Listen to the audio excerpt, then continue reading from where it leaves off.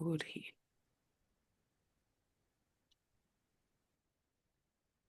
Morning, Sarah Jane. Welcome back. Looking forward to hearing all about it. Lost my glasses as usual. Okay.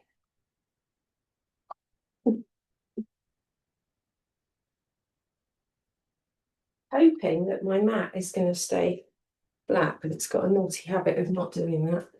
Okay, so let's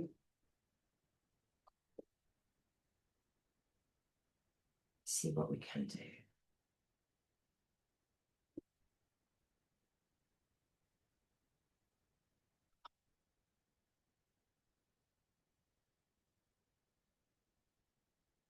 I saw Margaret briefly, but I can't see her. She's here. Oh, right. Okay. She is on the screen. I can see. Oh, she's waving now. Oh, I don't know why. What am I looking at then? Okay. You should just be able to see me. Okay, yeah, that is it. Yes, yeah. Yeah. Because I'm pinned. Otherwise, you guys end up on the screen inadvertently, and then other people can see you on the recording. So I've changed the settings so that all you see on the recording is just me. Fair enough. I'm going to mute myself. My timer.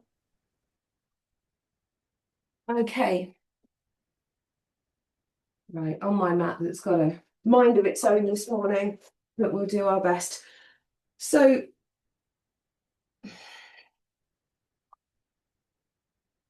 we've been thinking about, for the last few weeks, we've been thinking about integration, structural integration, which is basically just a posh word for connecting your limbs back to your spine, because we have got ourselves a little bit lost on that one, in that all our movements originate from and return to spine. From a nervous point of view, from a tissue point of view, from an embryological point of view, you know, your arm buds, if you feel around the back of the base of your neck, you'll feel that you've got the neck vertebrae, they're under the muscles there. You've got to sort of squidge around in the tissues to find them, and then you've got this lovely protrusion, which is T1, thoracic one, which is the top of the rib spine, and it's at that junction C7 T1, so the base of the neck and the top of the ribs, where the arm buds, when we're embryo stage, that's where the arm buds originate from, and they, you know, we know now that there's this, in order to form them, there's this pulsation. So, you know, that's electrical and energetic and all of these other things, but the arms originate from that original spinal cord, which then of course is encased by the spinal column. So we can call it a column there, because it becomes sort of, you know, these bony structures encase the cord and keep it safe. So that's, you know, the arms are originating from that point in the spine. So when we look at that from a movement point of view, they're always looking to get back there, or they're always looking to get back home. So it's not the top of the shoulders, it's not dropping your shoulders away from your ears. You know, your arms don't finish at the wingtips, if you like, or the place where they start to connect to the body visibly. They're connected much, much deeper in at the central line. And the same for the legs. You know, our legs appear to finish at the hip, but at embryo stage they develop from T12L1, which is the base of the ribs, the top of the lumbars, and they pulse down the spinal. They follow the spinal cord, and then of course the bones of the pelvis get in the way, and we end up with two legs rather than, you know, we have a temporary fishy tail. John Stirk talks about our fishy nature, which is there briefly, and then of course we get the separation and we get two legs.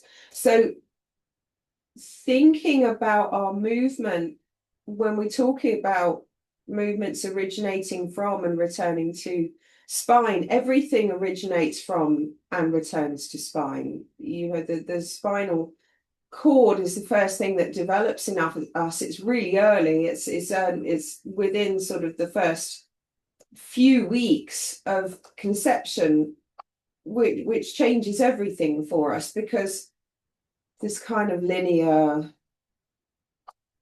muscles and levers and pulleys approach that we've got, this mechanical approach to these limbs that are sort of bolted onto the trunk, is a really reduced view. We're looking to return ourselves to that body-wide event, and that's what we've been doing in the last couple of weeks, or the last few weeks, is thinking about how do we kind of the legs transcend the pelvis and return back to the deep waist, which helps the hip flexors and those sort of big superficial muscles. That helps them to switch off a little bit. They don't have to drive the movement so hard, but it also gives us a great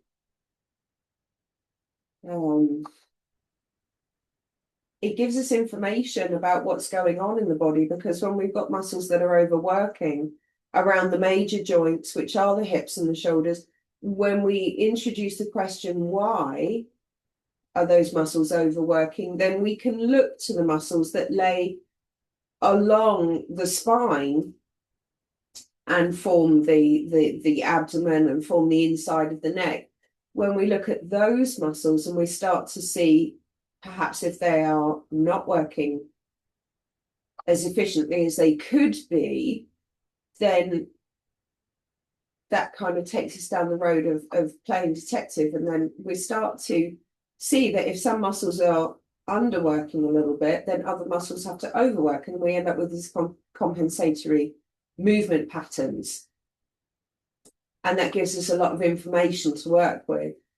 So if we find that our IT bands are overworking, they're very, very tight, in some cases they can be painful to touch, and we follow the why, then a lot of the time we find that back up in the central core system, perhaps, the ribs aren't interacting with the abdomen as they should be. Those deep central postural core muscles perhaps are not working as they should be. So we start to feel, when we start laying in this way, initially we come down to ground and we're just sort of laying and waiting for the class to start.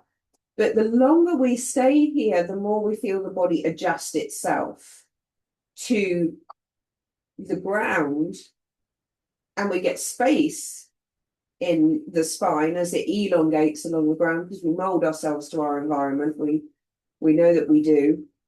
So when we're standing on the flat ground, the feet will go flat eventually. And if we're laying on the ground, the same with the spine will flatten out eventually as well. But initially, this isn't a bad thing. If we've been in standing or been a bit squashed down by gravity, we know that the head likes to come forwards. We know that the ribs sometimes like to tuck in and the shoulders come forwards, commonly known as the dowager's hump, which is a little bit mean.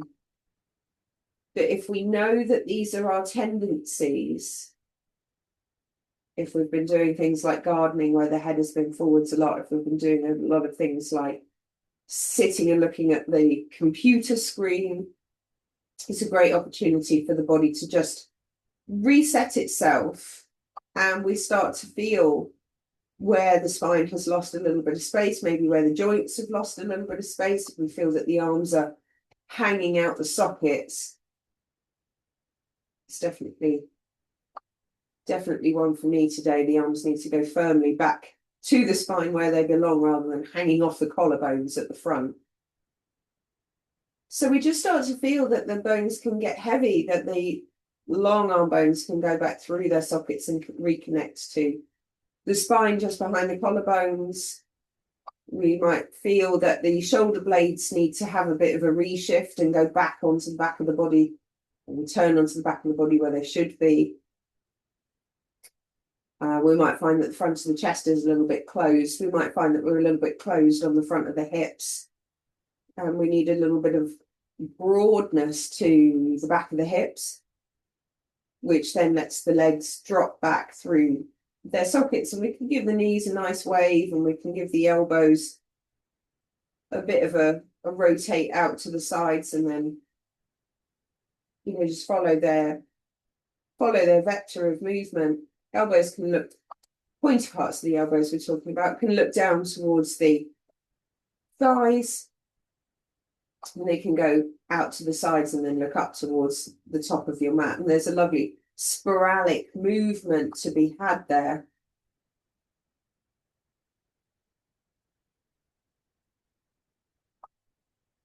We just want to notice where we're running into pockets of tension.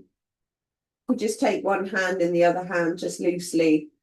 We can let the arms drop back through their sockets and then just let the hands drift up towards the top of the mat. We're leaving the front of the ribs back and down into the spine, which helps just give us more broadness between the shoulder blades, more broadness across the back of the ribs, but it requires more broadness on the front of the chest.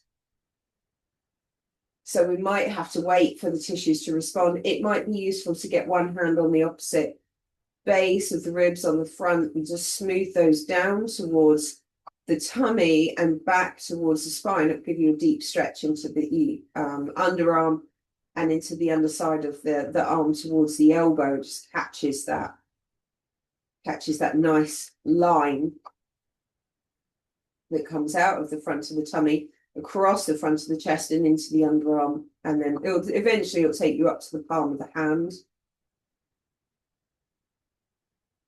And again, we're just noticing where we run into tension, maybe more on one side than the other, and that's absolutely fine. There's nothing to do about that. We just work with both sides as they are. Give them appropriate amount of attention. It doesn't need to be the same. We're quite obsessed with symmetry, particularly in the yoga world.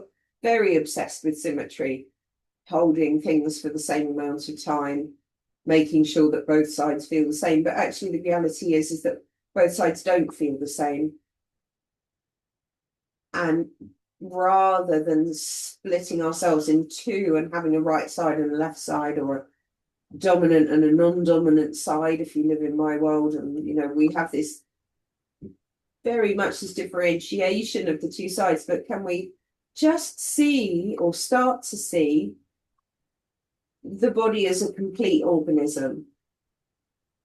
So there is no two sides, there's just the body parts that we run into as we take our awareness around the body. So there's a shoulder, there's ribs, there's a hip, there's a knee, there's a foot, and how do they feel? And then as we wander around the body, we run into another hip or another shoulder or another ribs. And as we come across each individual part of ourselves, or each region, if we can divide ourselves up into regions perhaps, but as we get into each region, how does that feel? And then we start to lose the comparison. How does this shoulder feel to that shoulder? How does this hip feel to that hip? How does this knee feel to this knee? Wherever we're paired, we have a real viewpoint of comparison.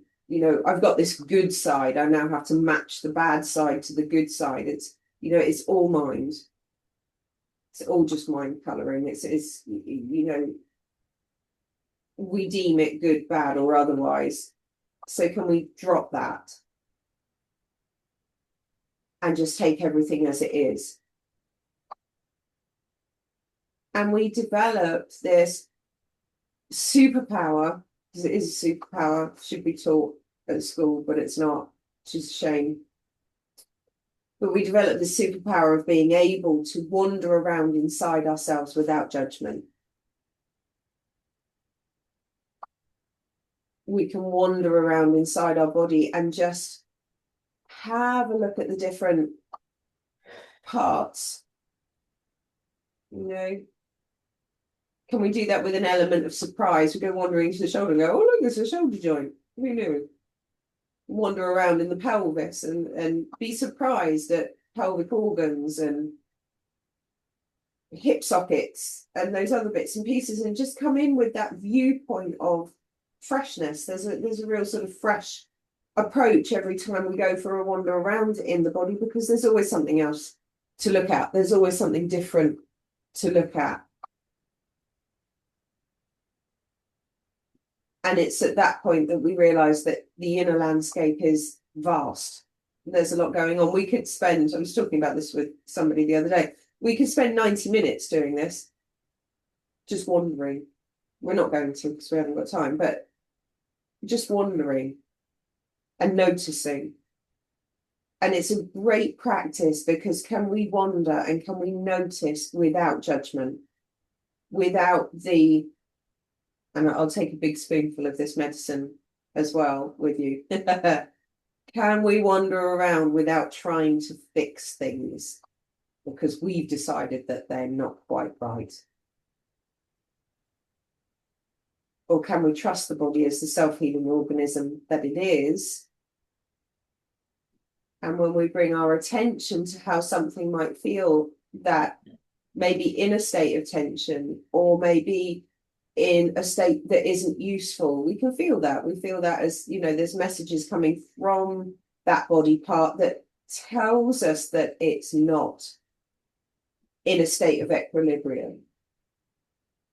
Then can we decide the appropriate action? And can the appropriate action be just allowing our beautiful self-healing body to sort itself out? Can we create the conditions of relaxation and spaciousness so that the body can sort itself out? It may be that it's so bound up, a little bit like the deer when it gets caught in the wire fence, and then we have to go and untangle it. Can we do that with a hip joint or a shoulder joint, where we just go in there and very, very gently, very, very compassionately invite that body part to relax, invite that body part to become a little bit more spacious, invite that body part back into gravity and back into integration with the body as a whole unit. And in that relaxation and spaciousness, the self-healing aspect of the body comes alive and starts to sort itself up. So, which gives us kind of an answer to my eternal questions. My teacher, her favourite thing to say was, the doing is in the not doing, which is really Master Oogway. And I just didn't get it. It was like, what do you mean doing is in the not doing? Of course I have to do the things. It's ridiculous. But actually, she's completely right, as always. We just create the conditions for the intelligence that lays behind all this stuff to come in and do its job, which is to heal the tissues and restore appropriate function to that area. And that happens a lot of the time when it appears that we are doing nothing. At least the thinking mind is. So we find the feet, give the toes a wiggle. It's all pretty deep for a Monday morning, isn't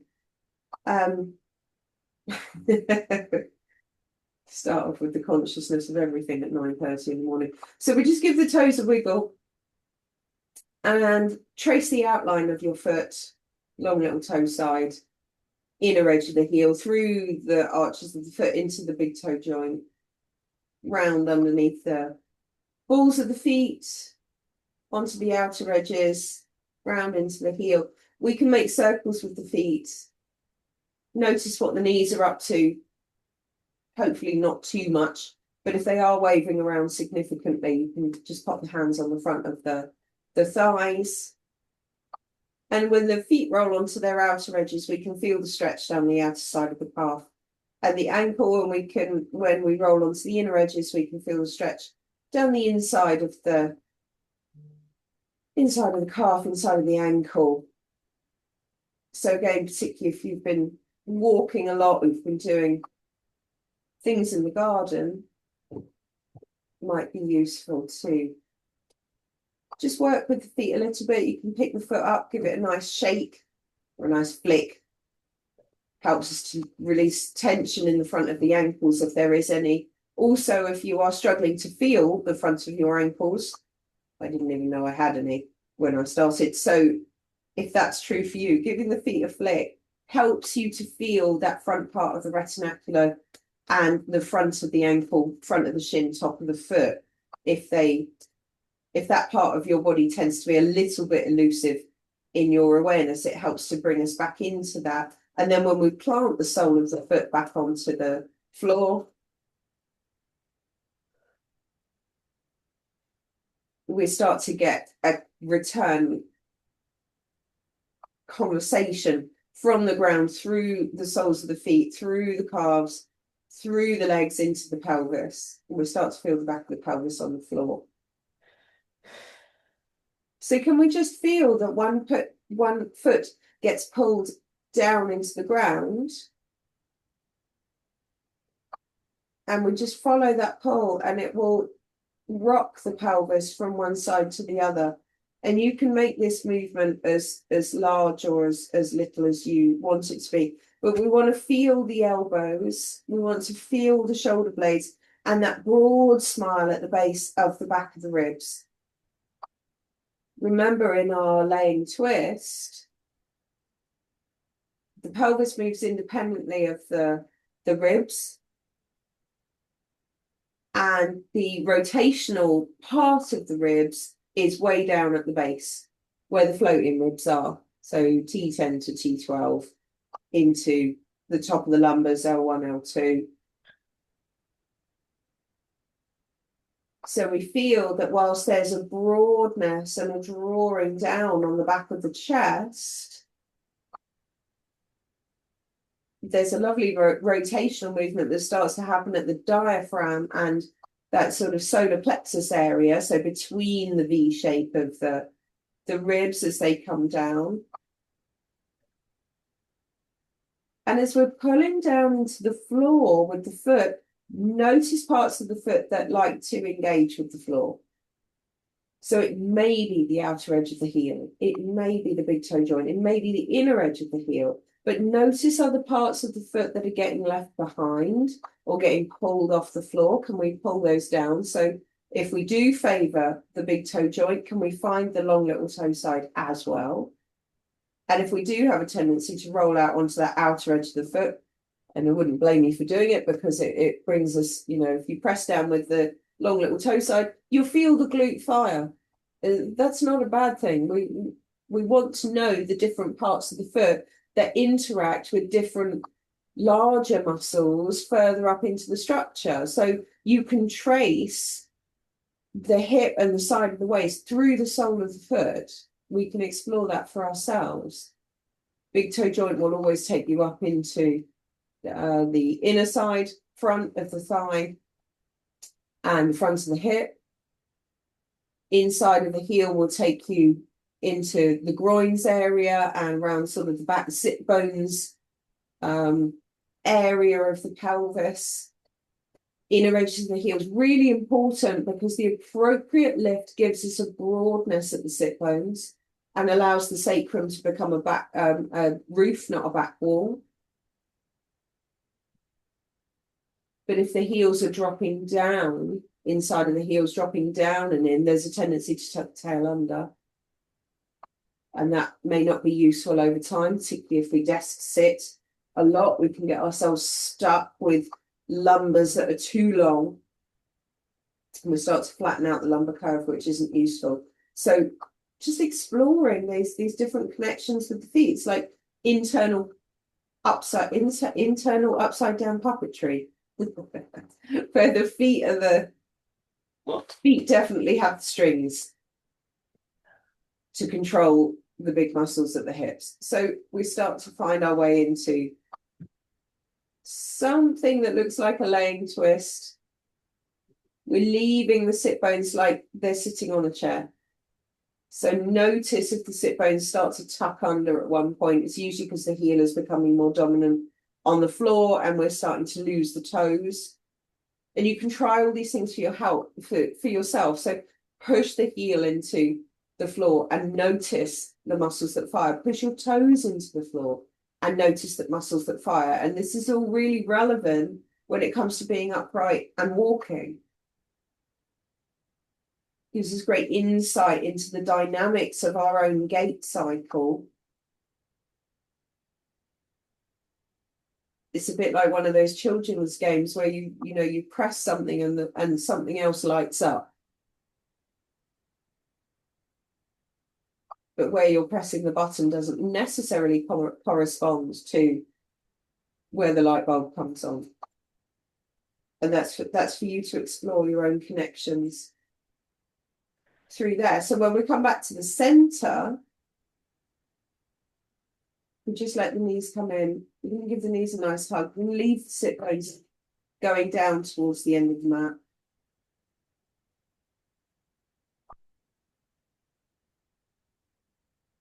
And just to have the hands on the front of the knees, front of the shins, something like that. And we're just going to make nice circles. Circles with the hip. Also, well, we're making a circle with the knee, which gives us a nice circle in the hip. And you can do one and then the other, or you can do both together, whatever feels good. But just noticing as the knees go away, there is a significant tilt away with the pelvis. And as the knees come out and roll back in towards us, initial movement is the hip in the socket, but there's a point where we run out of road with that, usually because the thigh is now resting on the body or somewhere towards the body, and the back of the pelvis gets involved and everything starts to tip in towards us. Now, again, there's nothing wrong with that. We just don't want it to become a habit. So we just notice that as much as we can tip in, that might be very easy. We also want the knees to go away so that the pelvis can tip away from us. We get the lumbar curve on the floor, not so much that the ribs leave the floor. And we can just keep following around. Now, it may be that as the knees come out to the side, that's quite a deep stretch for the inner thighs. We definitely want to work into that. It's useful. We tend to have a little bit too much tightness at the top of the adductor into the groins. And then that will work against you with your pelvic floor. So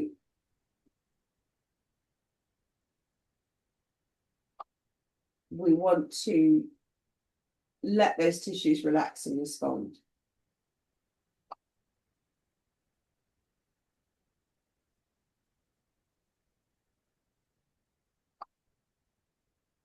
And then we're just going to come over onto whichever side is comfortable for you. And just find our way up into our square pose.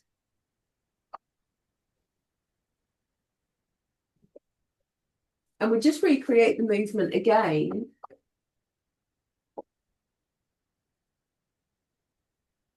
Can we feel that we've got the floor at our back, even though we've changed our orientation to the floor? Can we recreate that in our mind's eye? And of course, the answer is yes, we can, because your brain is that powerful. We've got this amazing imagination where we just pretend that we can feel a floor at the back of the head, and that we can feel the ground at the back of the ribs and the back of the pelvis. So we start to find our way into that place that we had previously, where the curves of the spine are still intact. So we've got the curve at the lumbars, and we've got the curve at the neck.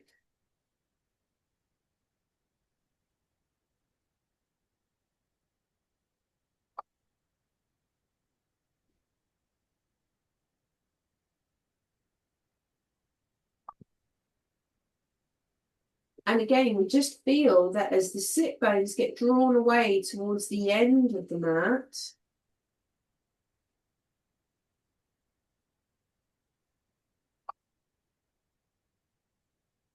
you might feel like we're sticking our bottom out, but it feels like the pelvis can float at the top of the legs.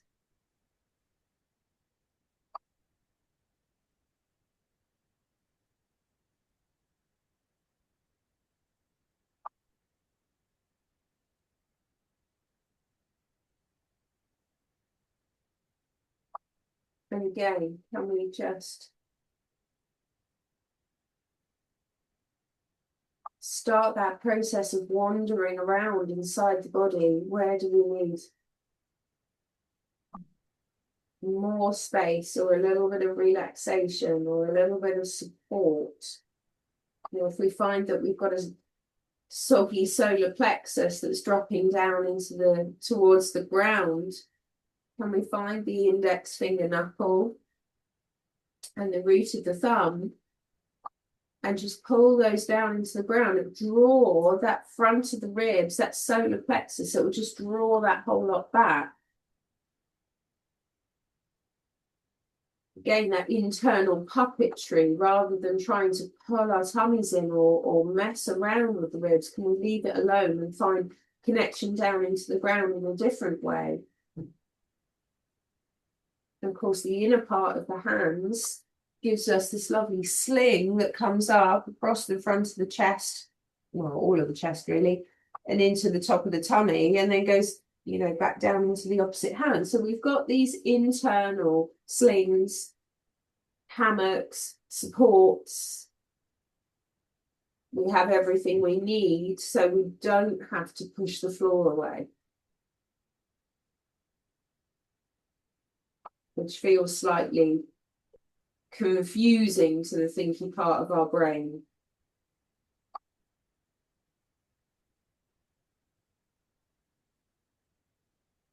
Okay.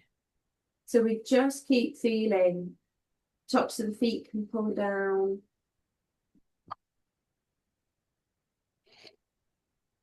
Behind the balls of the feet, front of the ankles. We can put gravity buttons under the front of the ankles.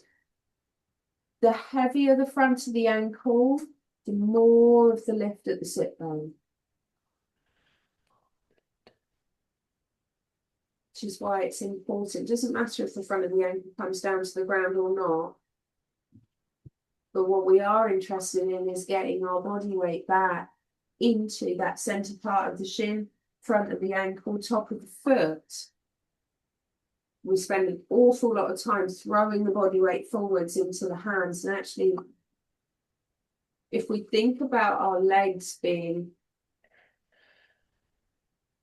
connected to the spine at T12L1, which is way up your, halfway up your back, halfway up your body, then there's a lot to lean back into. There's a lot of support to drop back into when it comes to the legs. Because the legs don't finish at your hip, they finish in the underside of your ribs. So it's almost like sitting back into a pair of, you know, it's like sitting back into a pair of dungarees or something. Salopettes, wrong time of year. But it's yeah, it's that kind of,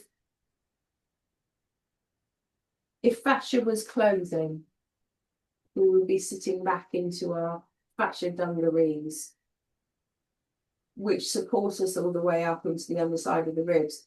And that takes a good portion of our body, takes the weight and drops it back into the skis at the back of the shins. So actually all the hands and the arm slings have got to work with is the ribs and the head. And of course, that's all suspended as well in its own hammocks. We know that the head is connected to behind the heart center at T7, which is, you know, between the shoulder blades, base of the shoulder blades.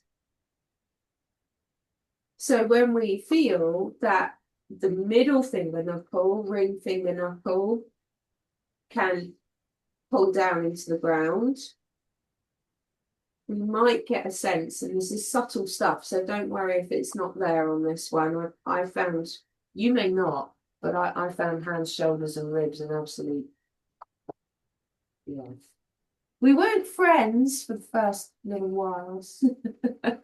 It took time to get to grips with it because, you know, and quite rightly so, because the brain doesn't want to let this one go, because if my hands aren't pushing the floor away, how do I stop face planting the floor? It's a very valid question from the thinking brain.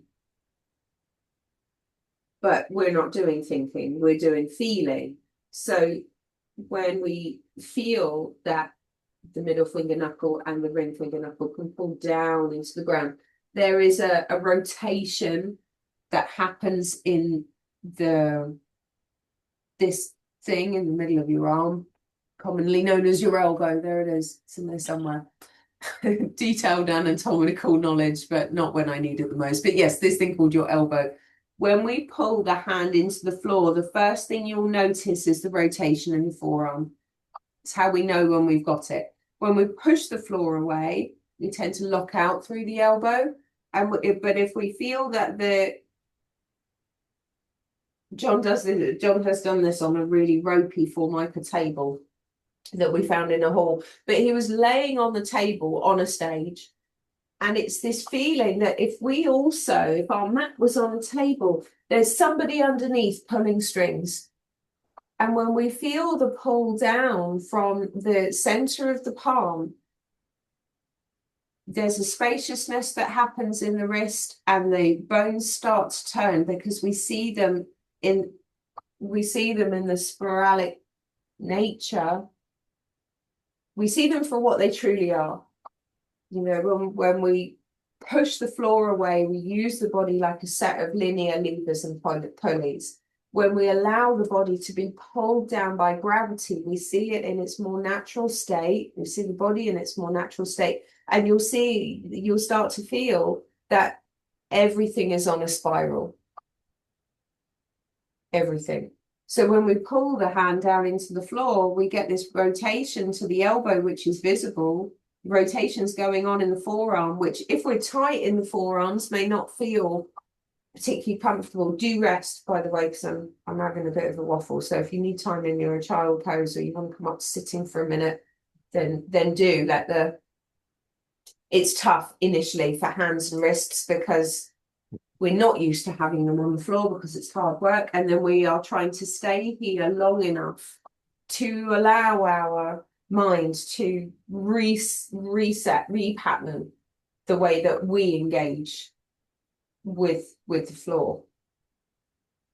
And hands is just one of them. So you can do this without any body weight through the hands, but it's good to test it out. We're thinking about, if you come up to kneeling for a second or just with the legs round, thinking about head positioning. I am sitting at the computer for far too many hours at the moment, so this is kind of my default setting at the moment. But what we feel is that we just hang off the bones. So we give ourselves a hand, literally, or two. We're going to take the backs of the hands just underneath the jaw, let the chin rest into the hands, into the sling of the back of the hands. And we can just allow, I'll go this way, we can just allow the jaw to slide back into the back of the head to the point where we start to feel, you know, there's this big ligamentum nucleus, a big scarf-shaped piece of a, you know, TheraBand, for want of a better analogy. I don't think there is a better analogy than TheraBands, but it's this big sort of sheet type TheraBand. And a lot of the time it's a little bit too long because the head's a little bit too far forward, and it all bolts down into between the shoulder blades there. So when we let the head really rest into the back of the hands, let the neck go long. We start to feel this sort of V shape. You know, everything in the back of the body, from the back of the head down into the shoulders, so sort of neck downwards into the back of the shoulders, into the shoulder blades, and you know, it's all coming in on a V shape when you take it all to pieces. Quite remarkable. We've got these, you know, big V shapes that are coming from the back of the head going down, and then we've got muscles that sort of, again, it's like a big cowl on the back of the, you know, those nice cowl neck things on the back of the body. So we want, they're hammocks. So we want the head to sit back into those hammocks. And when they respond, when the head comes in and there's this downward drop into the hammock on the back of the body, as the head drops back into that, then there is a corresponding or a reciprocal upward lifting feeling, and we start to feel that the head just becomes much, much lighter on the spine. And if we stay with this long enough, we start to feel that the head lifts off the neck, and then the neck lifts off the rib spine, and then all the rib spine starts to get space as well. It's really releasing.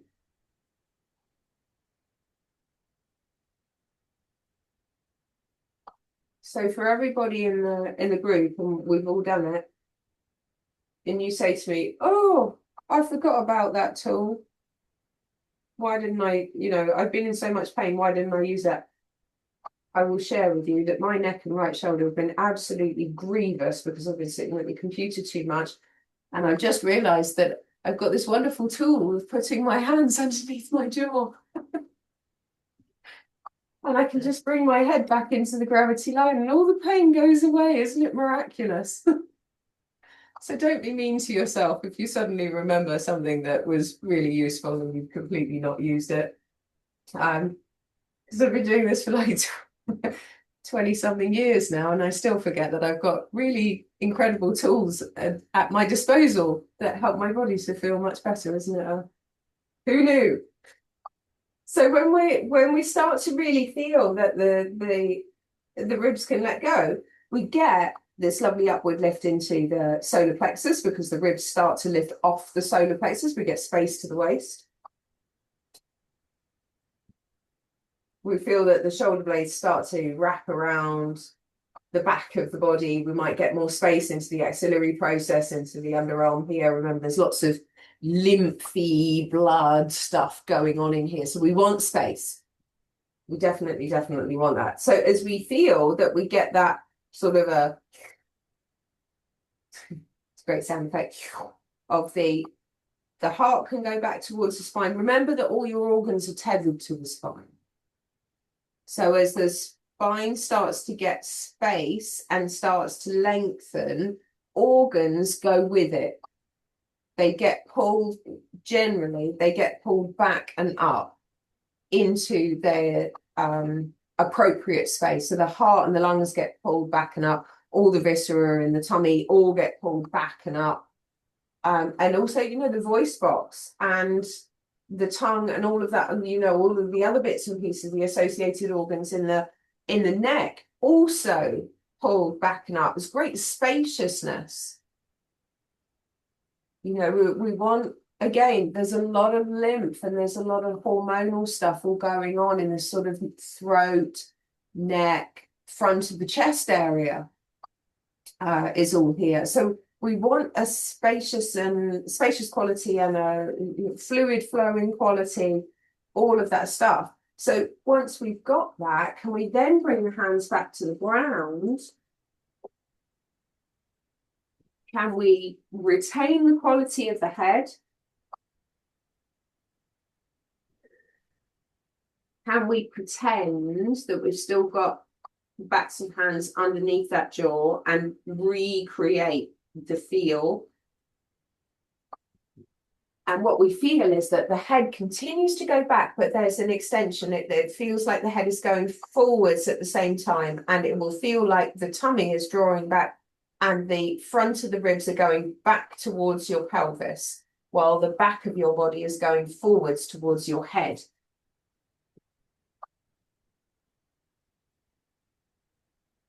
And now how do the hands feel? Because when the spine is supported and suspended in this way, as the thoracic starts to lengthen, and we refine the rib curve, because it is curved, although it's been a bit demonized and it tends to be a little bit flat on some of us. As the pelvis rolls away, we get a sacrum that's a roof, not a back wall. And as the head extends forwards, can we just continue to feel down the inside of the spine and the edges of the body, so the sides of the ribs and the sides of the waist, just noticing where everything wants to go. It's very automatic. We're just being led along by the body at this point. There, you'll get pulled around all over the place. The pelvis will be up to things. There'll be responses happening in the tummy and the ribs, and then you'll get dragged off to the neck because something will be sorting itself out there, and then the underside of the head. So there's a lot of information coming back from the body.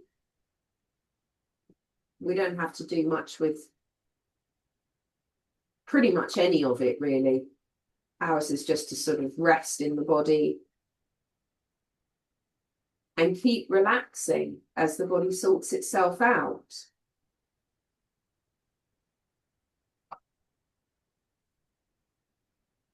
And it's an interesting one because when we stay here for sort of an hour, we're not going to, by the way, but if we stay here for an hour, once we get past all this sort of superficial stuff, we get right down deep into the real inner workings of the body. We start to really see what makes the body tick. It's like taking the back off a watch, and you see all these, we see the hands going round on the front, but when it's not until you take the back off the watch that you see all the cogs making these minute adjustment movements. And the fascia is exactly the same. When we get down into that, we start to see or start to become aware of all these tiny micro adjustments that are happening constantly beyond our awareness.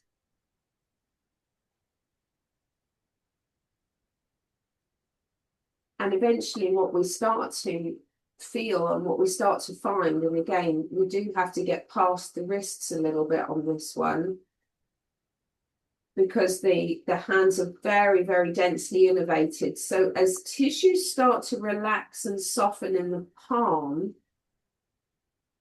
it can feel a little bit stiff and a little bit sticky, and it may feel not particularly comfortable. So we follow the spaciousness of the palm or what's happening in the hand as far as we can, but not to the point where it's painful. Shifting with discomfort is one thing, but there is a point where we have to step off.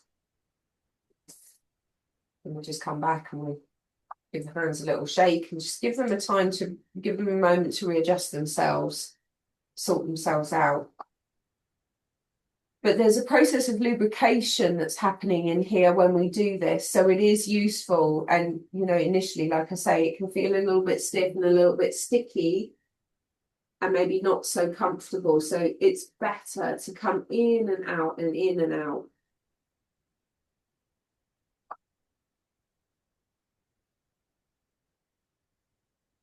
And we keep coming back to the hands, and we keep dropping the weight back into the legs, which takes the weight out of the hands.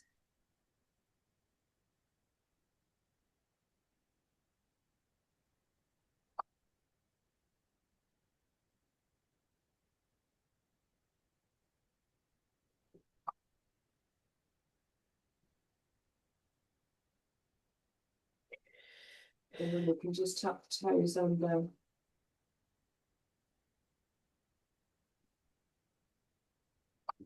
And just start to introduce the toes into the ground. And again, we're not pressing them down into the floor. Can we feel, again, like we're on that tabletop and we've got the puppet strings underneath and they're curling the toes down into the ground.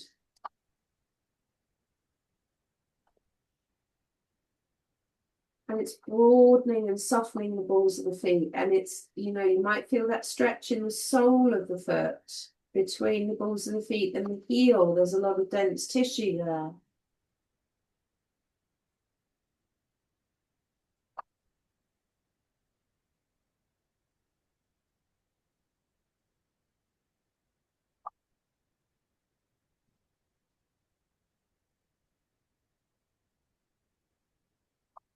So just feeling that we can take the heel back towards the wall behind you. We've got this play in the front of the ankle that when we pull the heel back initially, the knee doesn't leave the floor. It's just a front of the ankle movement. One side might be easier than the other, depends how much slide and glide you've got in the front of your shins. But it's interesting because as we move the heel backwards and forwards, we start to feel that we get a little bit more space in the sole of the foot. So again, we keep coming out, keep putting the feet, tops of the feet flat on the floor. Drop down through the front of the ankles and the shins. And then the toes can slide under. And you can do this on your elbows. If your hands are out at this point, and they may well be, we can do this on the elbows.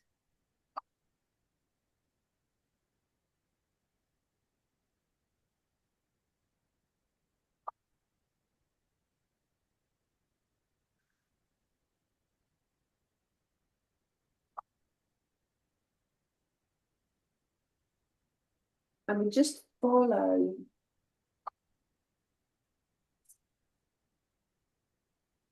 the foot. And again, can we just notice that we've got one foot and another foot? And they may not feel the same, and that's okay.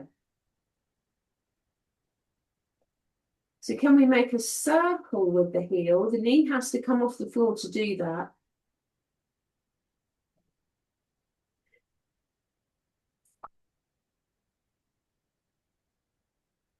So we do that on both sides, and then the next time we come back to center, we're going to draw that chalky line straight down the center of the body.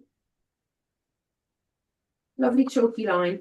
So this time, when the foot pulls into the ground and the knee comes off the floor, can we keep ourselves in that center line?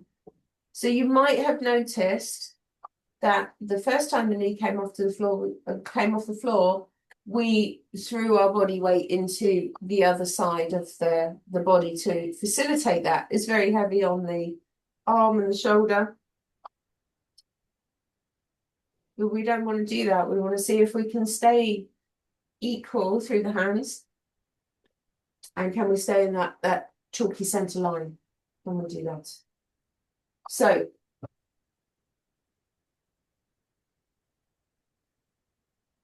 and again, you can do this on the elbows if it works better for you.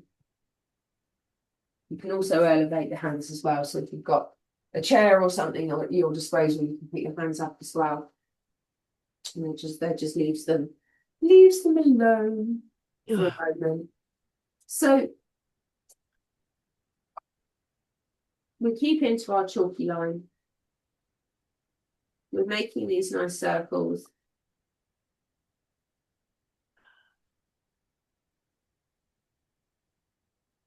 So we start to notice that as we're staying in the chalky line and we're making circles with the knee, the tummy has to get involved more. Yeah. So we keep just feeling, and what this helps us to do is we feel that the leg is actually connected to the side of the waist, and we take you all the way up into the side of the ribs. Now, it might be a step too far. See how you're going. But if it's nice when you've got one knee off the ground, if you want to slide the foot away, toes get pulled down to the ground, heel gets pulled back towards the wall behind you. Might give you a big stretch in the calf. Might give you a big stretch in the quad. But what we're looking to do is to, again, we're pulling the foot down into the ground, which pulls the front of the hip open and gives us this long waist. You might feel that the hip is getting drawn away from the ribs, but because the hands are pulling down into the ground, the ribs are lifting back into the shoulders and sending the head forward. So we're moving in two directions at the same time.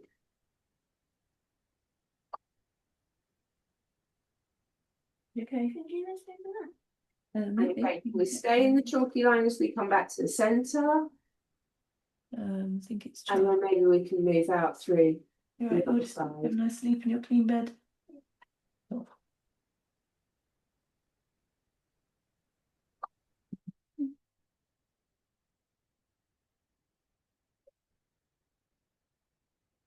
So we can see the beginnings of something that's going to turn into a plank pose.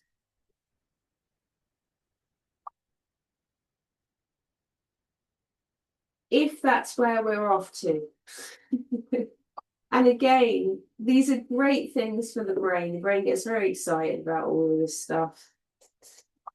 But a question that I've been playing with for probably about a year now, actually. What's the cost?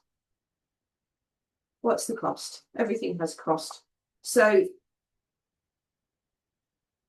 we may look to come into our plank pose because we're feeling strong and we've got hands that are pulling down to the ground, feet that are pulling down to the ground. So actually there's not much cost to the body at all. Voice doesn't change, breathing doesn't change, nothing changes. Just a pull down into the ground that takes us into something that we call plank pose. But if we're finding that our plank pose is costing us the integrity at the central core system, if it's costing us extra work at the shoulders, if it's, there's a myriad different things that we can point to. So it's taking it through, as we always do with these movements, frame by frame by frame. We just keep moving through frame by frame. And like I say, if you're down here on the elbows, it's exactly the same. We're pulling down with the pointy parts of the elbows. You'll know when you've got it because there's a deep rotation to the arms, which takes you back through the sockets. We've just, we've got 3 forearms and hands. But the pull down through the elbows is exactly the same.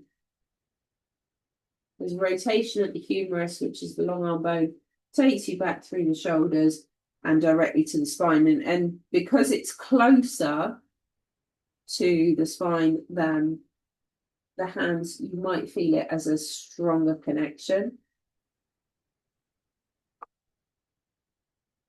You need more head back into the spine, more extension from between the shoulder blades forwards into the head.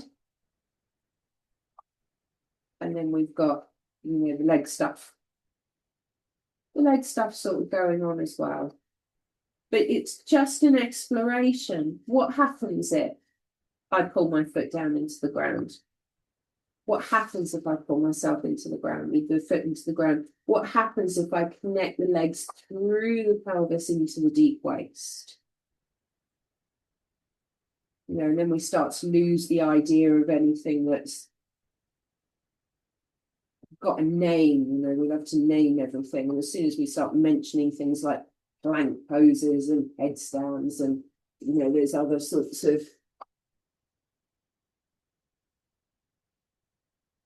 named positions, our brain is already 37 steps ahead of us down the road. and is already deciding whether we can, whether we can't, whether it's possible, whether it's going to be a fun experience, whether it's going to be a dreadful experience. You know, the brain has already run off with all its opinions and its ideas about what's about to happen before we've even set the conditions for it. So let that stuff happen. You can't stop it from happening. There is this idea that we can clear all of the mind, but actually it wanders off of its own accord because it's got bored, not because we willed it to go away. So the next time we come out of our, whatever we're going to call it, sending the leg away behind us, we're just going to find our way around to sitting.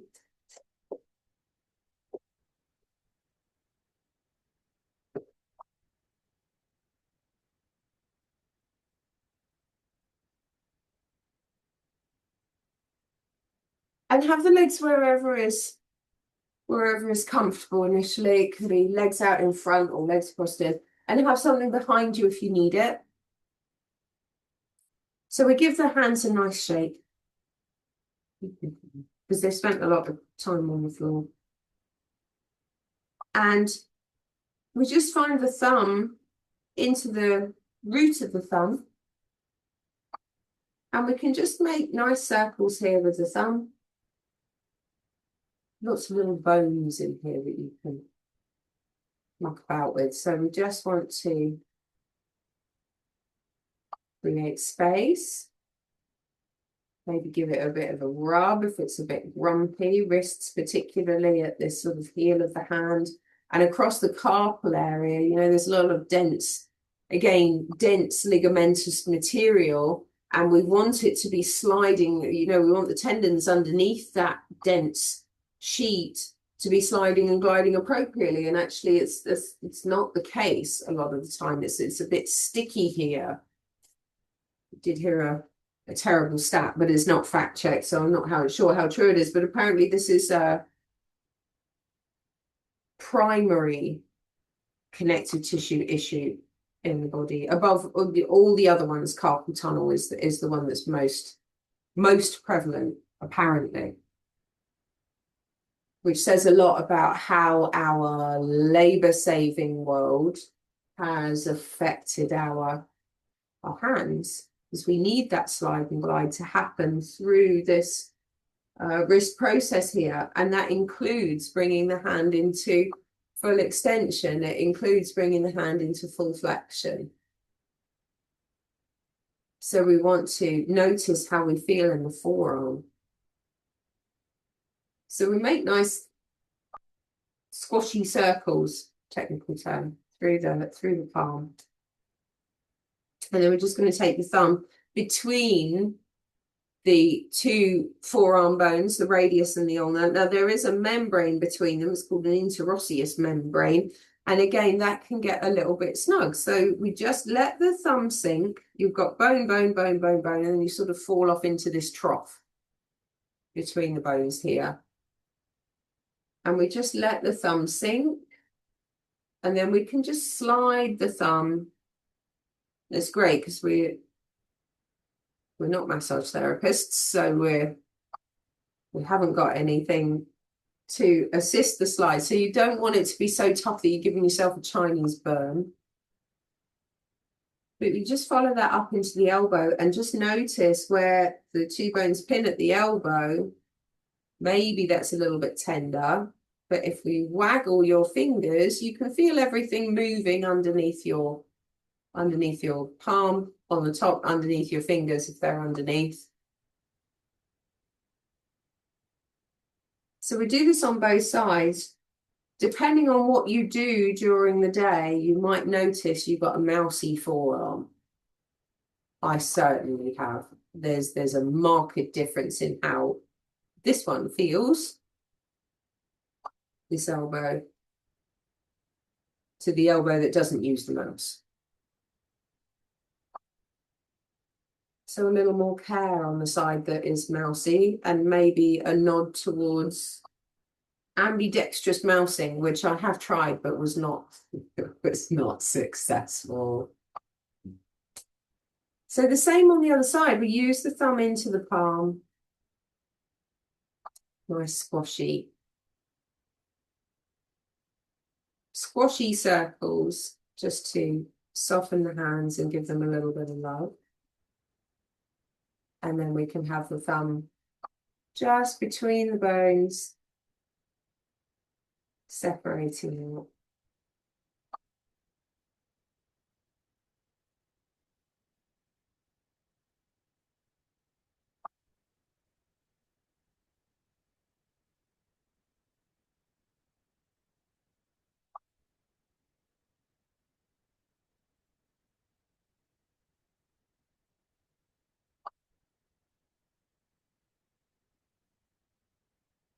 And then we're just going to take the hands, one on each side of each other. So remember, we put the thumb and the index finger around the thumb and the index finger.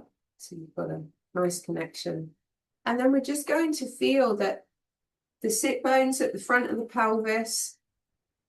And remember that our sacrum is a roof, not a back wall. Makes a big difference. So particularly if you do a lot of sitting in the daytime, we want to be sure that our pelvis is not a back wall, that it's a roof. So that when we feel that the hands can support each other and the arms can come back through the sockets, it's exactly like we were doing when we were laying on our back and we had the ground underneath us. The ribs at the front come in, and the arms draw the ribs off the waist.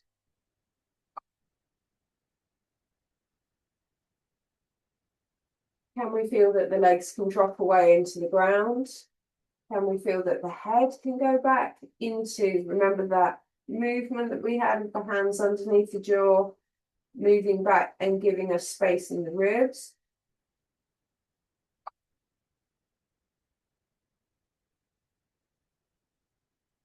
And we just keep playing with arm orientation at the socket.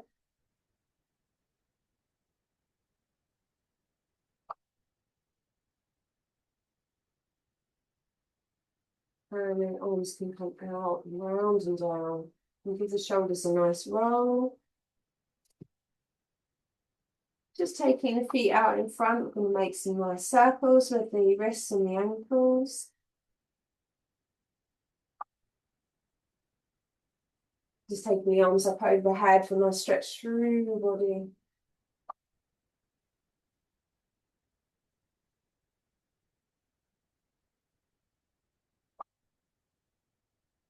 And just folding your arms and legs back in, just taking a moment to check in with yourself, notice how your body feels. Hopefully a little bit more spacious.